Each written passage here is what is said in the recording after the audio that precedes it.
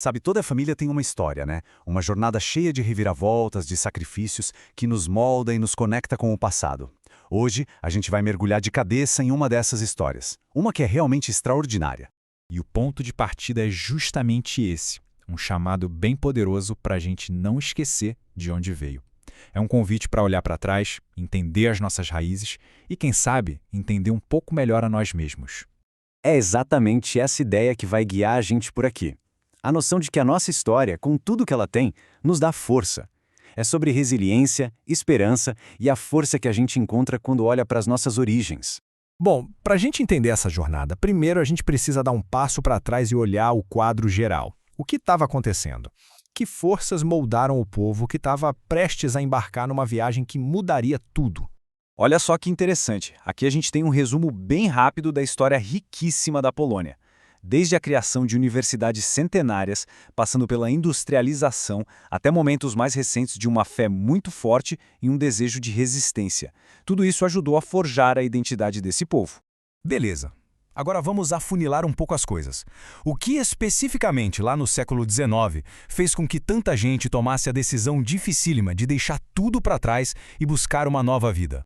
Gente, a situação era muito, mas muito difícil. Imagina só viver num lugar onde a terra, que era a base de tudo, pertencia só a um pequeno grupo de nobres, onde as famílias estavam presas a um sistema de servidão por gerações, e o Estado simplesmente não ajudava. A esperança era um artigo de luxo.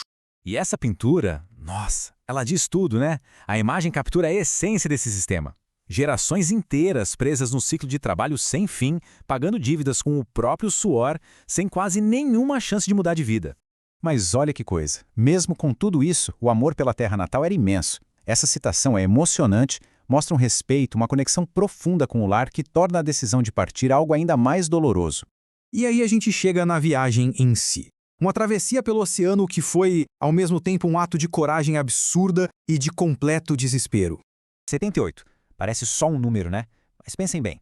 Foram 78 pessoas, a maioria agricultores, que formaram o primeiro grupo de imigrantes poloneses a chegar em Brusque, aqui no Brasil, em 1869. Um número pequeno, mas que foi o começo de tudo. E aqui tem um detalhe que é, poxa, muito tocante. Um registro de batismo de uma criança que nasceu durante a viagem, em alto mar. A vida recomeçando, literalmente, no meio da jornada. É um símbolo muito poderoso de esperança. Só que chegar aqui não foi o viveram felizes para sempre, sabe? Longe disso. O relato de um descendente mostra o tamanho do baque. A dificuldade era tanta que o pensamento era, vamos embora, aqui não dá. Aí fica a pergunta, né? Como é que esses imigrantes, diante de tanta dificuldade, não só sobreviveram, como conseguiram construir um mundo novo praticamente do zero? Olha, foi uma luta, um passo de cada vez. Primeiro, encarar o desconhecido, sem dinheiro, sem nada. Depois, a necessidade de trabalhar que não poupava nem as crianças.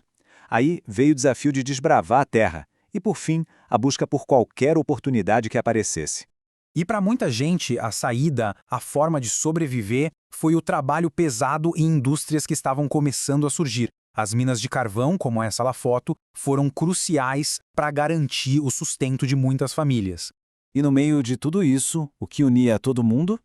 A fé. A fé funcionou como uma espécie de cola social, dando força e um senso de comunidade.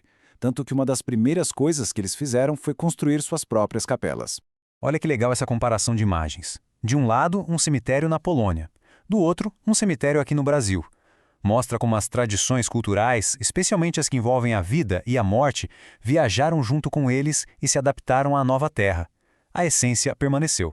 E para fechar esse ciclo, a gente volta para o presente, acompanhando a jornada da própria autora do livro De Volta à Terra dos Seus Antepassados. É aquela sensação que a autora mesmo diz que é difícil de botar em palavras, sabe? A emoção de finalmente pisar no mesmo chão dos seus ancestrais. É a história se tornando real, palpável. Um momento de um significado imenso. E a paisagem que ela encontra é a mesma dos seus antepassados. As mesmas terras planas, as plantações se estendendo até o horizonte.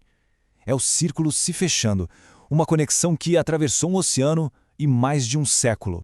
Toda essa história faz a gente pensar, né? Sobre legado, sobre memória, o que realmente fica para trás, o que sobrevive ao tempo e à distância. E no fim das contas, talvez a resposta seja mais simples do que a gente imagina. a história dessa família acaba se tornando uma reflexão sobre a vida, sobre gratidão e sobre o nosso lugar no mundo. Um lembrete de que talvez a maior jornada de todas seja a que a gente faz para dentro de nós mesmos,